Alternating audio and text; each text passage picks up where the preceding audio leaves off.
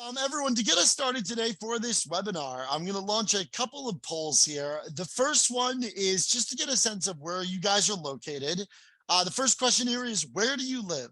And you can just answer on the poll if that's the Northeast, Southeast, Midwest, Southwest, or West, or other, if none of those apply to your region. And I'll give a moment for everyone to have a chance to participate. See a lot of Northeast and Southeast so far.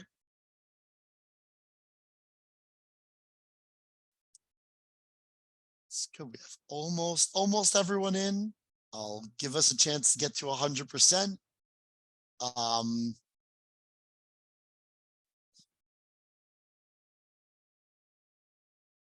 Very, very close. Perfect. That is almost everyone. So there we go. So we have a blend of the Northeast, the Southeast, some folks from the West. So that is very cool. I'll share that with you so you can kind of just see where all your peers are from. And then the follow-up question to that is, what is your current year in school that has you prepping for one of the AP social studies exams? Wow. We have a good amount of sophomores, which is always cool to see. And the juniors and seniors, which makes total sense as you get closer and closer to that graduation, to that opportunity to potentially earn college credits becomes that much more important. But very nice mix of those three classes. Give it just a moment, see if we can get everybody, but understood either way.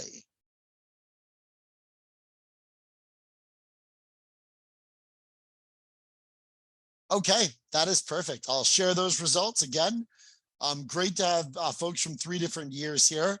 And you know, what you all share in common is you're looking for an edge we can get as we go into these history-based AP exams. So that is wonderful. Thank you so much for responding to those questions, folks. You know that you're here today for a strategy session webinar for history. And I want to make one quick note. I've designed today's webinar to focus on AP Euro, APUSH, and AP World, because those three, besides being more commonly taken, except with the exception of maybe US Gov, the structures on all three are incredibly similar. But I want to say right off the bat, if you are doing US Gov, comparative Gov, or human geography, the strategies for answering long essays and for answering, document-based problems or for multiple choice, they are the same. I promise you, I teach all 6 of those exams. I thought that it might be a lot to try to do all 6 of them, but I promise you that everything you're learning today, except the content of the history itself, is going to be relevant for your exam as well if you're doing one of those other 3 social studies exams. So today's agenda looks like this, right? 1, why do we take AP exams? And you probably know some of those answers, but we'll make sure everyone's on the same page. 2, we're going to learn about what's true of the structure of all 3 of the history exams, as well as maybe what their differences are slightly. And 3, the meat of today's meeting will be preparing for the AP history exams. There's actually a 4th segment, a bonus one. And at the end of today's session, Anna Richmond, who opened today's presentation, will come back on and talk to you about the resources you have available in order to help you prepare for these exams like immediately. My name is Ken Brenner. I've been with Princeton Review now for almost 15 years. I'm an instructor and tutor for all 6 of the history and social studies based AP subjects, and I will be your guide through these first 3 segments. When we say, why take AP exams? Well, you probably know that the primary function of them, or the reason people take them, is college credit. For the most part, to earn college credit, you are going to need a 3 or higher. And by the way, for anyone raising a hand or has a question, the Q&A tab is always open to you to enter your question into Q&A whenever you're ready, and we will answer it live, probably almost instantly, but if not, within a few moments. So we're always looking to take your questions there. So the minimum to get credit for an AP exam is a 3 or higher. One thing before we press on, that's the minimum. The more competitive the school, the more likely they're going to require a 4 or a 5 rather than a 3, 4, or 5. And that's simply because more competitive, more applications, they can have higher restrictions because they're getting more applicants. But the idea is that credit is going to work for your required courses in college. And what you folks may or may not know is that the first 2 years of someone's college career has a series of introductory courses in math, history, English, social studies, language, and the fine arts that are similar college level versions of what you did through most of high school. When you earn credit on an AP exam, that credit is then applied as one of those introductory courses, letting you then skip that introductory class. And why is that a good thing? You're going to get to your major faster. And so what that means is most colleges really kind of guide you to do your core classes first and choose your major later on. Well, the sooner the core classes are done, the sooner you can get to the classes that are all related just to your major, and you could really be going deep on that one specialty. The more AP credits you earn, the more likely you could knock a semester, and some people have gone very crazy and knocked off a year and graduate even sooner. In a nutshell, there's sort of a domino effect of the benefits of getting that 3 or 4 or better on an AP exam.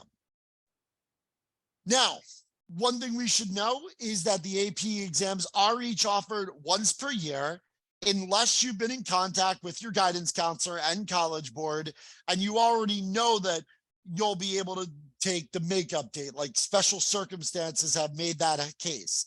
For everyone else, for anyone without some special accommodation to do it on the makeup date, your Euro and APUSH exams this year are May 5th, Friday, and your World exam this year would be May 11th on Thursday.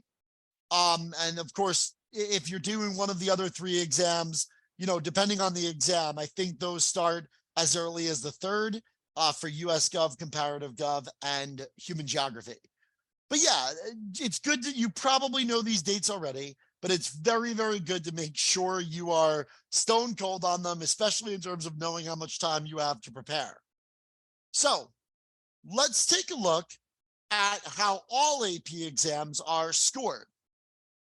As we mentioned, the exams are scored from 1 to 5. You probably knew that.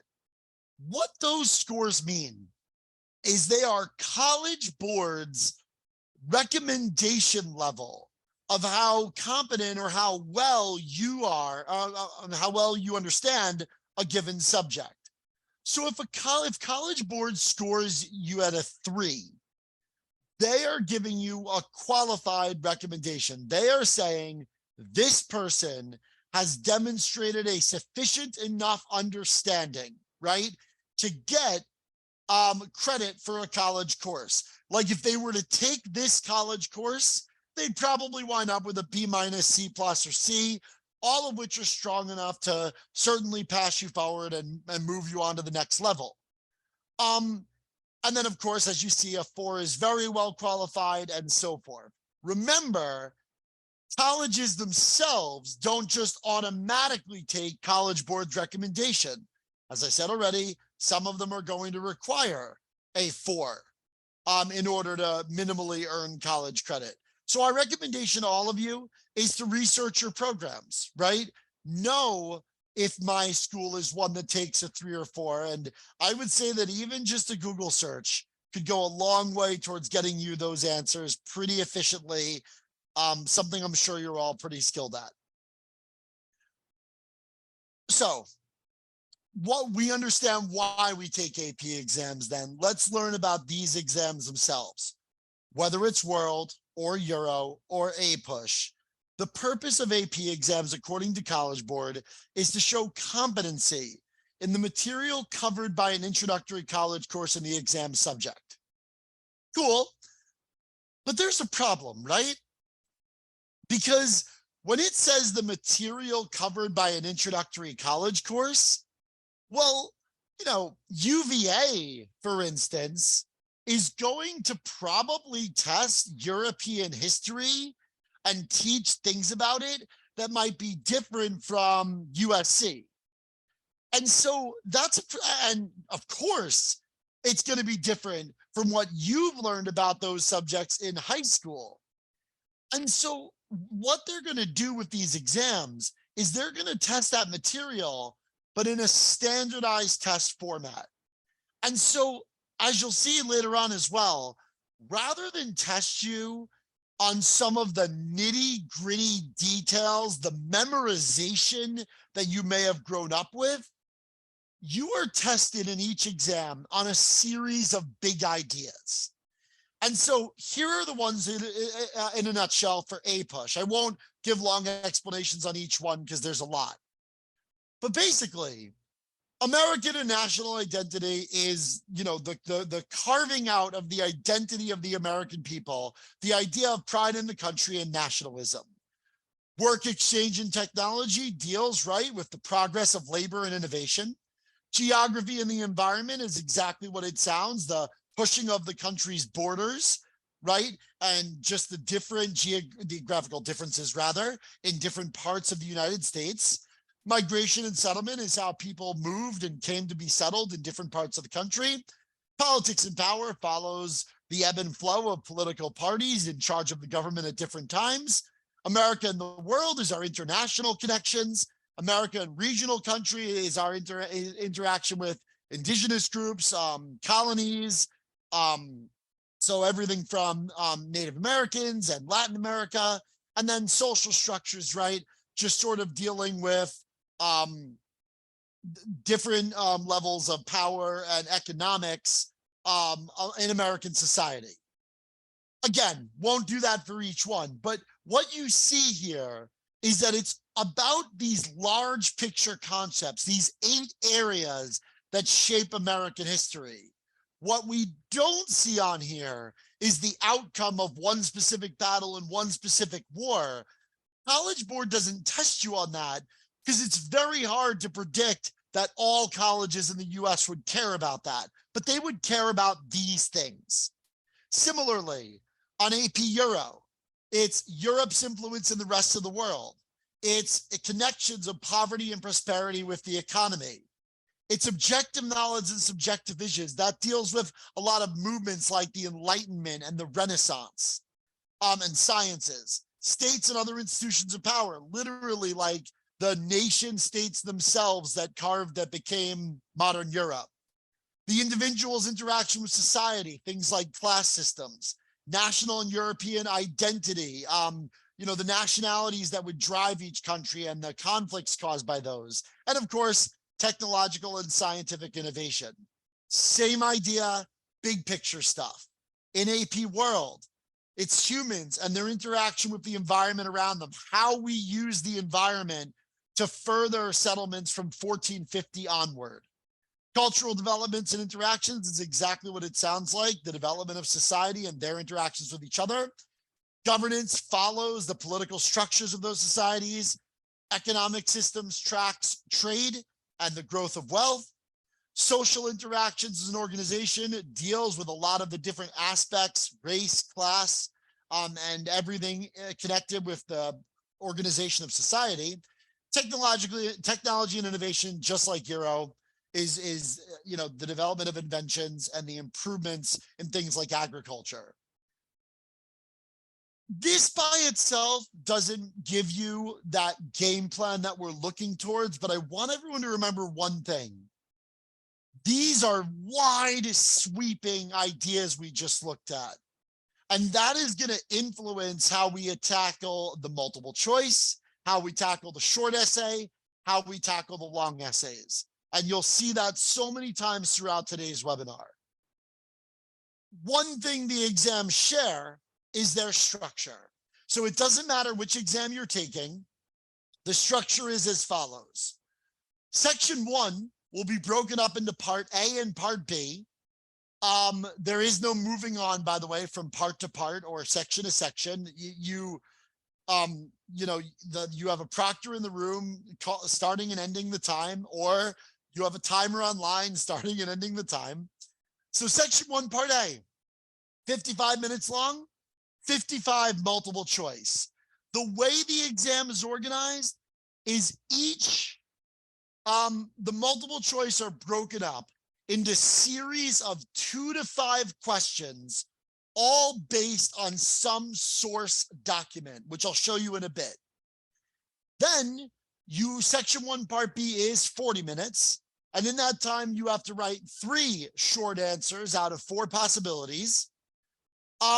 Section 2 is 1 hour and 40 minutes, which includes a 15-minute suggested reading period. That 15 minutes is generally going to be used for the Dbq, the document-based question, which will require you to read a series of anywhere from 8 to 10 documents or 8 documents or so, and use them to answer some question related to that history domain. And then finally, you have 1 long essay to write in that same hour, 40 minutes, where you get to choose from 3 options. Now, I'll show you examples of each of these things today, but there's a couple of things to really focus on here. 1, probably you'll agree with me that a lot of the focus when prepping for the AP history exams is on the Dbq. And I get it. It's 25% of the score. And as important as it is to work on those, I would draw your attention to the fact that multiple choice is 40% of the score. And short answer is 20% of the score, almost worth the same as the Dbq. You need to make sure that you have firm strategies for the multiple choice and the short answer. And because they make up 60% of the exam versus 40% of the exam, section 1 versus section 2, they're going to get a little bit more of our focus today, though we'll look at everything. So you've seen the big ideas that each exam tests. You understand what the structure is that all 3 exams follow. Before we press any further, are there any questions that people want to submit by the Q&A that we could answer?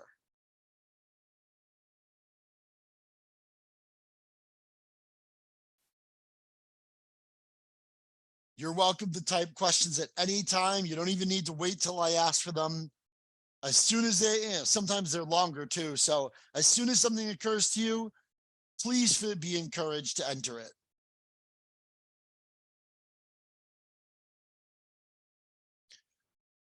So we'll proceed today through the order of the exams in order, looking at all 4 of the different areas of the test you're sort of asked about. First, when it comes to the multiple choice, those first 55 questions, which are, 40% of your score, we're going to be looking first at some global strategies. What are a couple of things you could do across all multiple choice questions? Then we're going to be showing the different types of questions you could get asked. What are the different formats in the multiple choice? Then we're going to be going into some individual ways you can attack problems. And finally, we'll be going through sort of the 4 main AP history reasoning skills that each exam seems to care about a lot. So I have a question in the chat that says, how many questions do we need to get correct in order to pass the multiple choice questions?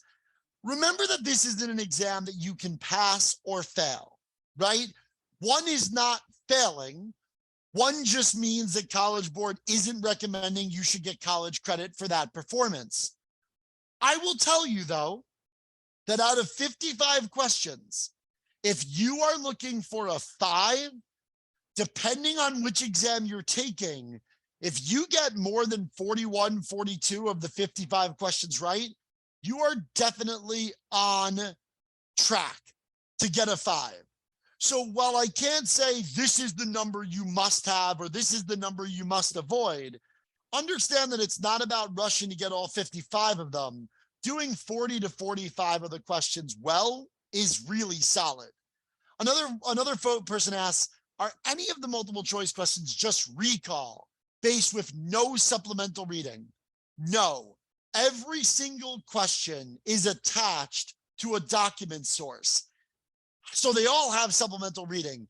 However, it could be argued that some of the questions can be done only by recall and what you know, and they don't actually need the reading.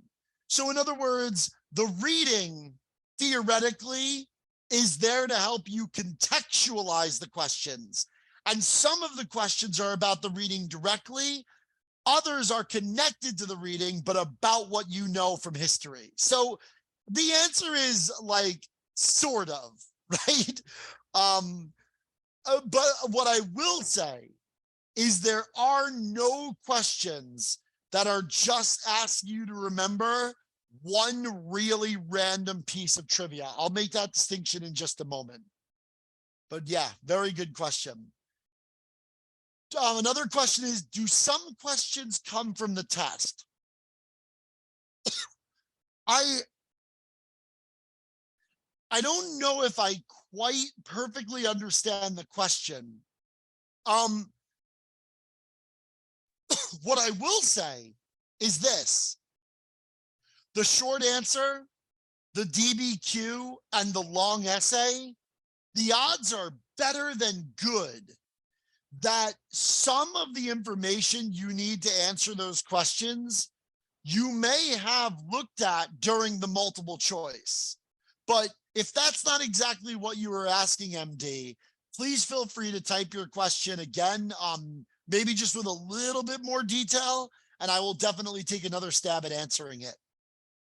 So let's get into that strategy then. The first global strategy you must have is the process of Malawi. Jesus, the process of Malawi. That's really funny. That is a slip right there, as you'll see in a moment. The process of elimination, although the process of Malawi is a cool name. Process of elimination is pretty straightforward. On this exam, each of the exams, there are 4 answers. It's going to be difficult to always remember or find the one thing that will make the one right answer correct. It's going to be easier, as you'll see, to eliminate the 3 answers that are just the wrong era or the wrong part of time to be the right answer to the question. And so the process of elimination is a big deal, and I can prove that to you. If I ask, this is where that came from, what is the capital of Malawi? That is not a fact that people walk around with in their head. Even my world history folk might not know this because Malawi is not focused on really in the AP world class. However, if I gave you 4 choices, Paris, London, Amsterdam, Lilongwe, you're now saying to yourself, well, duh, the answer is D. But recall a moment ago that you didn't know that Lilongwe was the capital of Malawi. It's that you know that it's not Paris, London, and Amsterdam. Process of elimination is in many cases the best strategy and the first option for doing these problems. And you're going to see it on display a ton in what we do today. So that's POE. A secondary skill that can be used is letter of the day. You are not going to know everything, but what I can guarantee is that you cannot really afford to spend your time on everything. You're going to come across problems where you simply don't remember what's connected with that era or that thing or that event. So here's the deal. Let's say on screen were 10 problems that we did not know what the answer, we didn't know the answer to, right? The question is, or rather, it is better to choose a single letter of the day, in this case, let's say B, right? It is better to choose a single letter of the day and just put that in for every problem you are 100% stuck on than it is to guess randomly, for two reasons. One, if you guess randomly, you could get really, really, really, really unlucky and miss the right answer completely each time. But maybe more to the point, this saves you time. It's been shown that putting in a letter of the day scores higher rather than lower, right? And maybe, again, the bigger idea is that if you have a problem that you shouldn't do because you just don't remember anything about it, the last thing you should be doing is spending time on it. It is easy to just remember, my letter of the day is A, my letter of the day is B, it's C, it's D. I throw that letter in every time, I move on, and I preserve that clock for the points that I can do. So POE is the best way to do many of these problems in the first place. Letter of the day is a way to save our time and our accuracy if we get stuck. So MD's question is, will some of the multiple choice questions come from the same? Oh, I see. Will some of the multiple choice questions be the same as the ones that were covered in class? MD, the exact question verbatim is unlikely to be repeated. Most of what you see in classes comes from older APs, previous APs, or ones published by College Board for your study that are not reused. However, there are only so many topics in history, and it is very, very common, MD, for you to see questions that ask about the exact same thing as what you studied in class. So yes, there's a really good chance you might see documents you saw asked about on the test. You'll definitely see concepts asked about the same way. They just might not be able, it might not be exactly as it was written when you saw it, but it's going to be very close. Armand asks, will we be able to go back between multiple choice questions? Within the multiple choice section, Armand, you're going to be able to go to any question you want. Cool? All 55 of them, you could go anywhere. Once the multiple choice section, once the 55 minutes for multiple choice is up, you cannot return to that section. So during the section, you can go to any problem you want. Do it in any order that makes sense for you. But after that, you're not coming back to it. So yeah, you can freely navigate within the section. Okay. Now, most of your questions will present you with something called a primary source. A primary source, oh, I see. So MD asks, how many minutes will we be able to get to solve one question in a multiple choice? So MD, you have 55 questions. There's 55 minutes. That's going to give you on average a minute per question. That is why it's so important to recognize when you don't know something and immediately letter of the day it and move on. Preserve your time for the things that you do know. Yeah, pretty important. Here's what I have. I have a question. The way I've done this today, folks, is we're starting with US history, but as you'll see, we will cycle through all three of them in the examples you're about to see, right? So what you have here is you have a primary source document from John F. Kennedy's inaugural address in 1961. I will tell you that there then will be 2 to 5 questions based on this document. Now, while you should read the text if you are looking for something specific, yeah, so this is a question, how many of the multiple choice questions come in groups? I did answer this. They are 2 to 5 groups of questions per source, right? So 2 to 5 groups of questions for each source document. And they will all come in groups.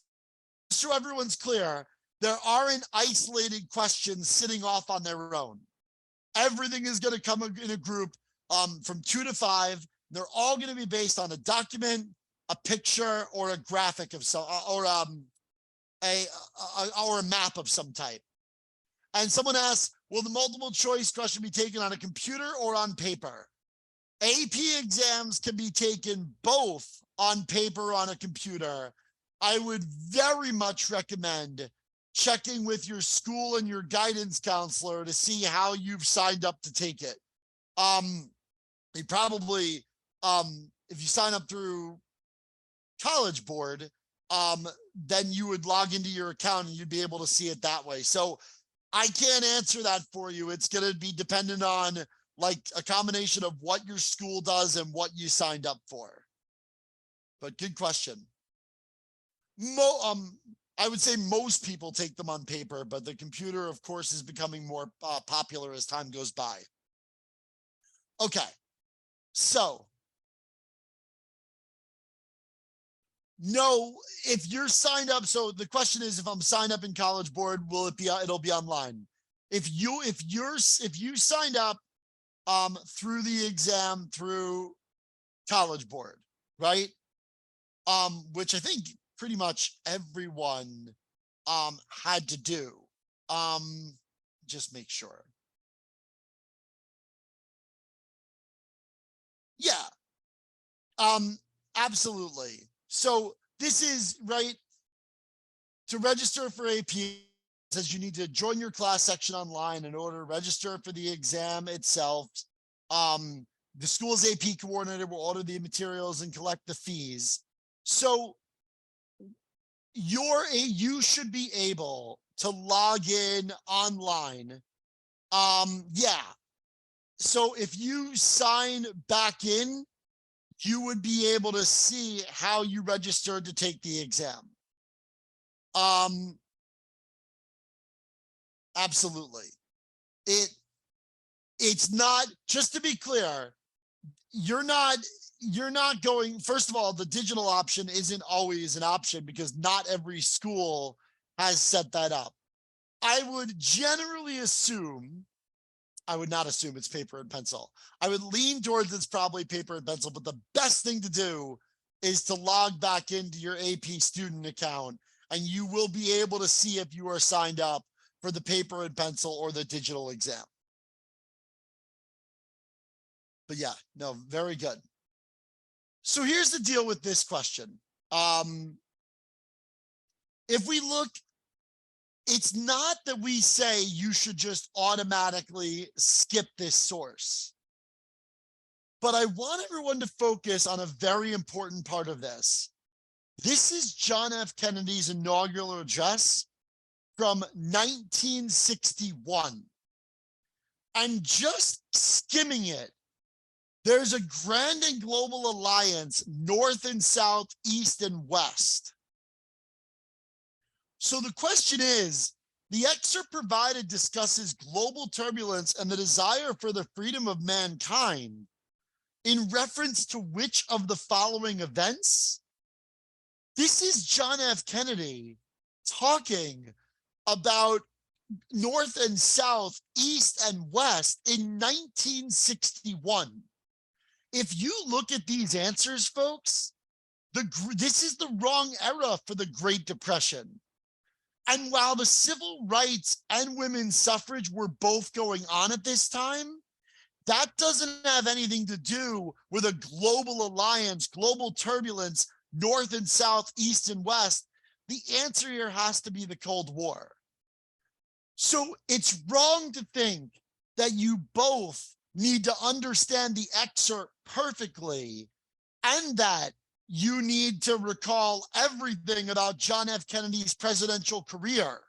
What you do need to be able to do is contextualize where you are in history. 1961, global turbulence, that must be the Cold War. So that is the main type of question you will get. It will say, here's your primary source. Now put it in context for what was going on or what would have been important to that person. A second type of question you could get is going to be a not or except question. So that means that 3 of the 4 answers will be right and 1 of them will not. So here's a good way to do those problems. This is European history now. The author indicates that all of the following led to the Russian Revolution of 1917 except. Okay, no problem. Let's take a look at that. First thing I'm going to do is I'm going to pretend like the word except was not here. Because now the question is, the author indicates that all of the following led to the Russian Revolution of 1917. Well, let's look at the things that most certainly did lead to the Russian Revolution of 1917, right? The outbreak of World War I would say so. World War I starts in 1914 and the Russians literally leave the war in the middle of it. So that sounds like a yes. The failure of the autocratic government. I mean, the revolution is essentially a coup, right? The entire government gets replaced with a communist one. So that seems pretty realistic as well. Growing disenchantment of the intellectual class. Everything about the Russian Revolution is about class strife. And then look at this last one. A decline in the rate of industrialization in the decade leading up to 1917. I hope everyone remembers that the mid to late 1800s into the 1900s is the Industrial Revolution. There is not a chance that there's going to be a decline in the rate of industrialization. This is the answer that's not true. It is the odd man out, so it is the best answer to an except question. So you have probably studied the Russian Revolution much more than we just went over. And granted, for an essay on the Russian Revolution, you certainly need to know a little bit more than this, but you do not need to be an expert on it to do very well on the multiple choice for your specific history exam. So besides questions that ask what is true about a primary source or what's not true based on it, you also will get questions about political cartoons. So for this, we'll look back at US history for 1 second. Now, political cartoons are most common on AP, on APUSH and Euro. On World, you get more maps than you do political cartoons, generally, but you do get images you can be asked about as well. So we have a quote from Hannah to McKinley, right? Saying not so nice things about Batman Clay. It's better to be president than to be right. Right off the bat, the fact that this is McKinley, a US president, puts this right around 1900. In fact, it says it's an 1899 illustration. So the question is, the political cartoon above implies that if you look at these options, let's consider what is not possible, right? 29A says McKinley was the first president to favor big business interests openly. Whatever you know, if McKinley were that important, right? You would know that, right? There's no way that no president in 124 years before didn't favor big business. B, by the 1890s, Henry Clay's political approach had lost favor with the electorate. This is a big problem. This answer, while it mentions Clay from the caption, doesn't mention McKinley or Hannah at all. And they're the two figures. C, McKinley's presidential campaign was masterminded by Marcus Hanna. At least this answer is referencing both of them. And D, Marcus Hanna single-handedly controlled all three branches of the federal government. I'm sorry. If Marcus Hanna ever controlled all three branches of the federal government, I feel like we would all know about that today. So the answer here is C. Even if you're not an expert on 1899 political cartoons, the bottom line is to understand that if a question is, what does the cartoon imply? One, the answer needs to be consistent with that era. And two, the answer needs to reference the main figures of the cartoon in some way. I mentioned that it's not that likely to see a political cartoon on the world history exam, but you're definitely going to see images, especially religious and cultural images, paintings, monuments, etc. And you'll also see maps as your visual sources. So this map is a voyage map of Ibn Battuta's and Marco Polo's travels in the 13th and 14th centuries. And then we can see the dotted line is Marco Polo and the solid line is Ibn Battuta. So here's the deal. We have a question that says, according to the map above, how does the voyage of Ibn Battuta compare to that of Marco Polo? Well, A says Marco Polo began his journey before Ibn Battuta. Even if I did not know who went first, the picture does not say who went first. And as a matter of fact, not only is this answer wrong, Marco Polo starts his journey later, but that wouldn't be something that's true according to the map above. B, Ibn Battuta spent considerable time on the Swahili coast while that area was largely avoided by Marco Polo. If I look back at the picture here, I do see, I'll show it on screen so everyone can follow. I do see that Ibn Battuta went to the Swahili coast a little bit, but the map doesn't show that he spent considerable time there, just that he went there. I need something that's true according to the map. C, unlike Ibn Battuta, Marco Polo's voyage explored the port cities of China.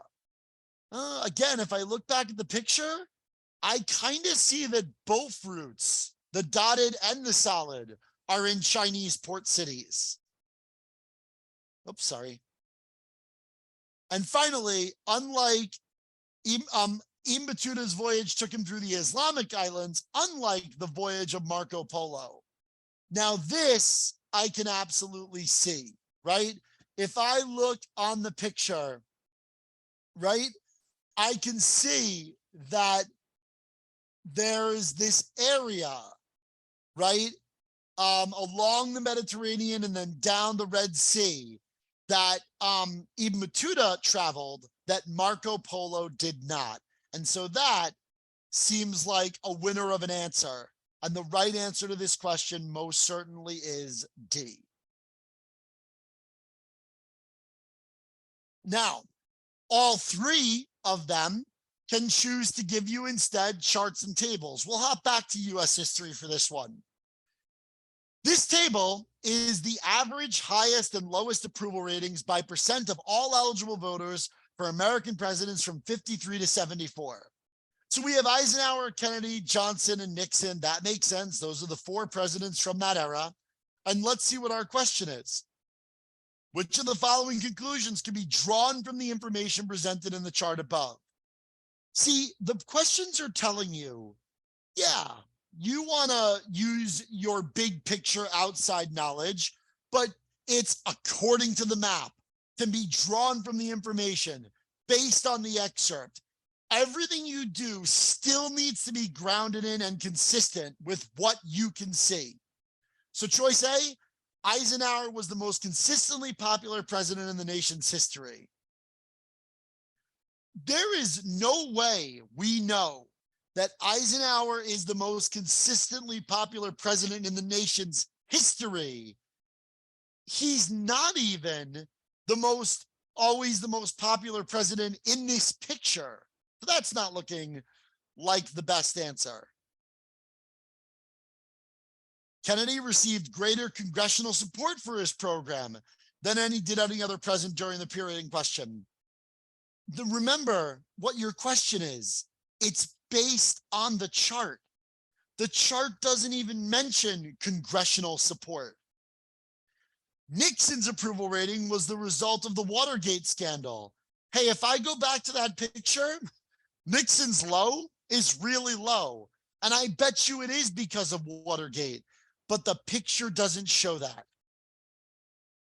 So the last one, the difference between Johnson's highest and lowest approval rating was the greatest for any president during the period in question. And if I look, sorry that it's jumping around here. If I look, yeah, the difference between Johnson's high and low is a difference of 44. And that is way bigger than the drop off. Even Nixon, which is 43, it's bigger than the drop off for any other president. So it's right. And the answer is D. Yeah, MD said we need to make sure we look at the chart properly.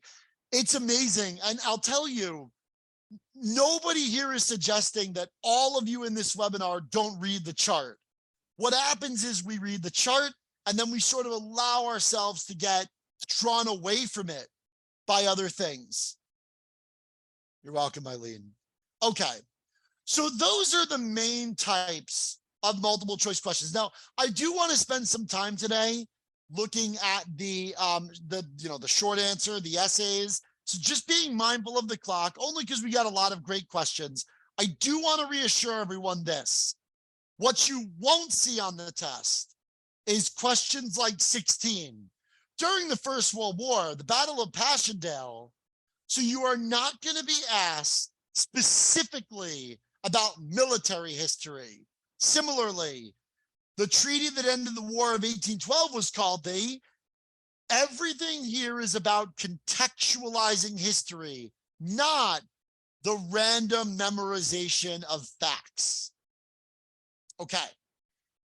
After the multiple choice, you will be given some questions based on short answers. The short answers are important, but they boil down to this. We're going to go do a very quick overview, run through the 3 steps of the basic approach, and just share with you a sample reply so you have a really good model to follow for the future. 2 of the 4 provided questions will give you an element of choice, allowing you to pick a topic or theme you feel most confident writing about. So in other words, you'll get 4 questions, but you'll only need to answer 3 of them. And within some of those questions, you might get to make further decisions. The basic approach goes like this. You have 40 minutes to answer 3 of them, which means you have about 3 minutes to brainstorm ideas and then 10 minutes to write each problem. 3 minutes to brainstorm and 10 minutes to write means that at best, you can write 1 long paragraph or 2 short paragraphs. We think 2 short paragraphs is better. So the basic approach is choose. For one of the 4 essays, you can choose a topic that best fits your knowledge base. You can write these in any order. I would just make sure that you pick the one you feel the best about first. Second, think. Write down the facts and details you can recall from memory about the topic. Third, write. Organize your thoughts into 2 short paragraphs, maybe 3 if you think there's 3 separate points you're making. So here's an example of a short answer question, right? There's an excerpt from Jeremy Black's Crisis of Empire, Britain and America in the 18th century. And there's parts A, B, and C. Briefly explain one example of the rebellion during the time period described in Black's quote, 1 cause of the rebellion you chose, 1 effect of the rebellion you chose. So, someone answering this question could choose in that time to use the Stamp Act, the Townshend Revenue, the Sugar Act, or the Tea Act. And then this person, right, looks like they've mostly gone with the Tea Act, and they've written down what they can remember about it, as you see here under think. And then here is a sample. Here's a good sample reply. What they do is they explain what the T Act was, what its effect was, and then in a separate paragraph, they've given the reaction from Britain, and finally, how that is going to further the American Revolution. Everyone, this is 5 sentences. That's it. There's a background sentence. There's the explanation of the T Act. There's its impact. There's the response from Britain. And then there's the looking forward in history. That is as strong as these need to be. Will all short answers have a paragraph or stimulus? Here, let me see if I have it. No, right? And this is an example of that. So if you look at 3, confine your response to the period from 1600 to 1800, right? This is, you could always choose between question 3 and question 4. So if you notice, this does not have a paragraph or stimulus to it. I would generally say, to go back to Ahmed's question, the question 1 and 2, usually, at least one of question 1 or 2 will have a prompt for you, right? It's either going to be a primary source or an image. It's only, Ahmed, 3 and 4 that tend to be in the format I just showed you. Cool? So 1 and 2 will have some type of prompt or stimulus. 3 and 4, because they're not giving you that, will instead give you the option of either of the 2 questions you're seeing on screen.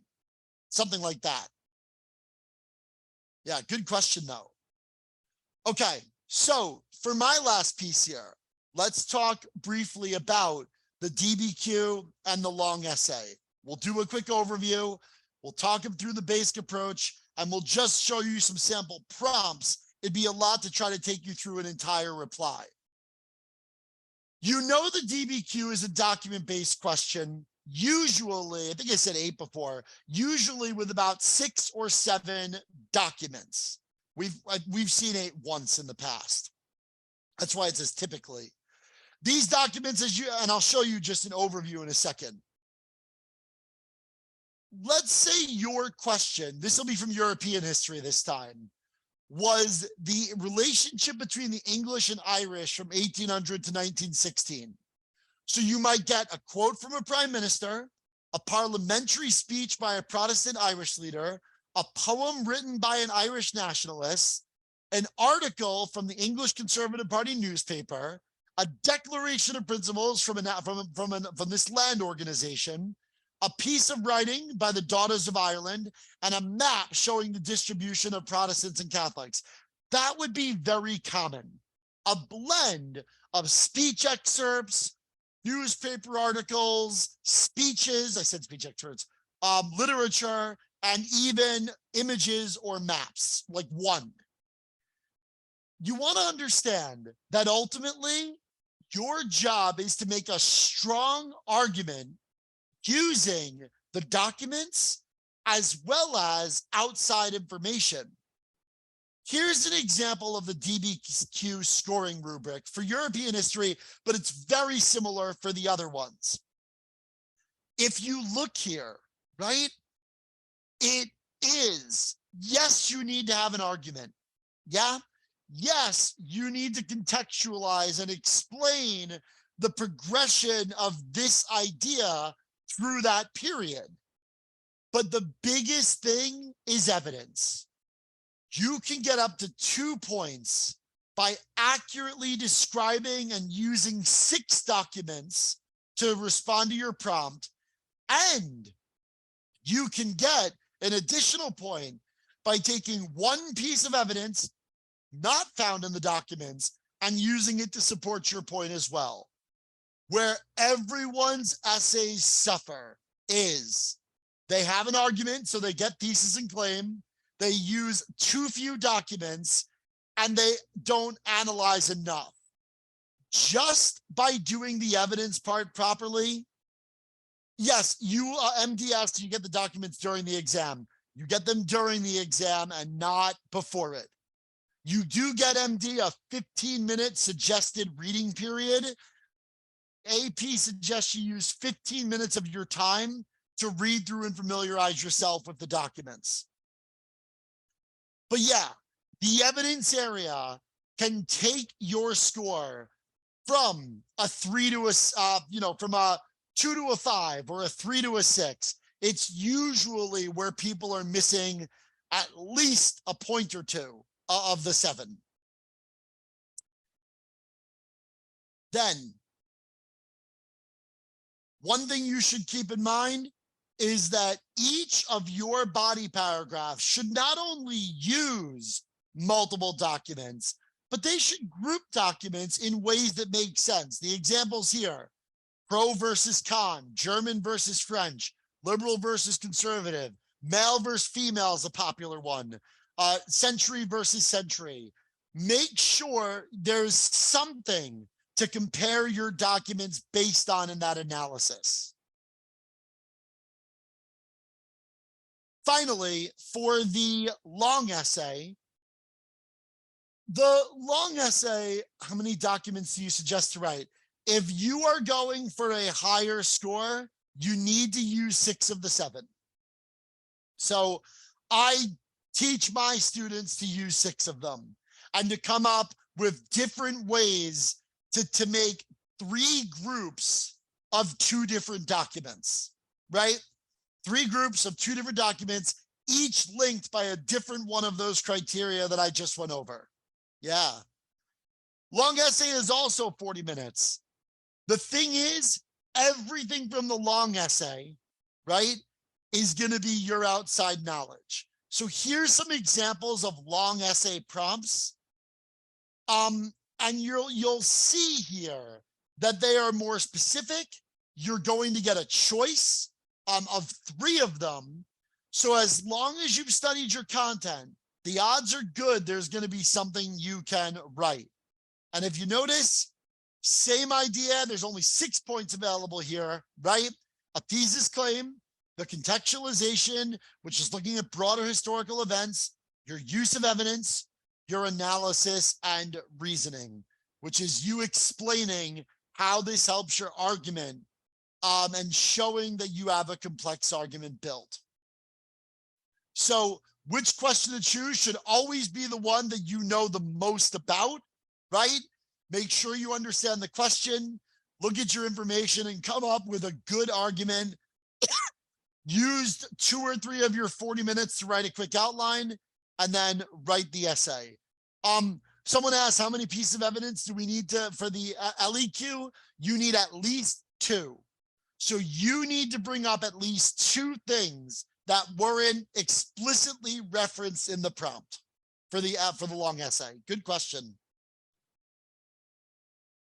Everything you saw today, guys, of course we could go more into, we have an hour, but succeeding on these exams is certainly about knowing the content.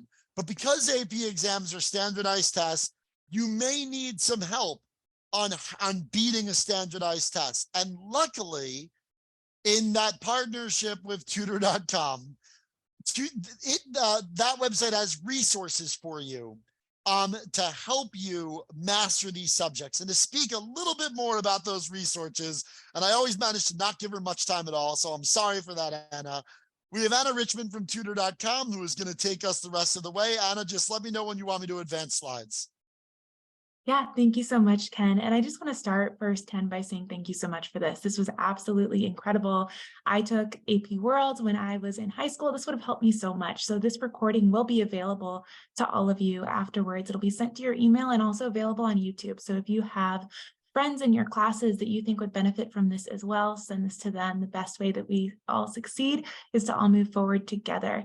So part of the reason that you all are here today is you also have access to Tutor.com through your school. It is free for you, and it can help you prepare both for these AP exams that you are about to take and for your other subject matter homework as well. It's available 24/7 in both English and in Spanish if you would prefer to study in Spanish. and you can find it through your school's learning management system. So that may be Canvas, Schoology, Google Classroom. You would click in from there, you'll see where it says tutor.com, and you will be brought, if you want to advance the next slide, to this page here. So once you come here, you'll be able to select a topic from that drop-down menu. For today, for example, you could select AP from that list and then open up to AP World, AP European History, or APUSH. All of those are available for you here. But especially for history, I know the essays can be one of the most anxiety-bringing parts. The multiple choice, you've done a lot of that studying, but how can you really prepare for those essays and know not only that you have the material, but that the way that you're writing is really going to help you push 4 or 5. So if you want to jump to the next slide, on that third tab, you can select Submit a Paper for Review. And you can put in any of your practice essays here, or if you are, I'm looking at my juniors here, if you're looking at college applications for next year, you can submit any of your application essays here as well. So you'll put in your grade level, the type of essay that you're writing, and any instructions that you have. And our tutors will go through on a rubric and give you both high order and low order feedback. So everything from your grammar to essay structure to the development of your ideas, which is going to be extremely important for these AP exams. And this will get that review back to you in 12 hours or less. What's great about this is you may have a teacher who's looking at a lot of these essays at once. Your friends will likely tell you, yeah, this essay looks great. You really proved your point here. But it is great to have that outside eye. So please log on to tutor.com. If you still have questions about where you can find it, you can reach out to your teachers or your school leaders. They'll be able to help you there. And then I'm going to pass it back over to Ken. I saw we had one more question pop in the Q&A. And then if you have remaining questions, feel free to hang around. We can answer those for you. Thank you all so much today.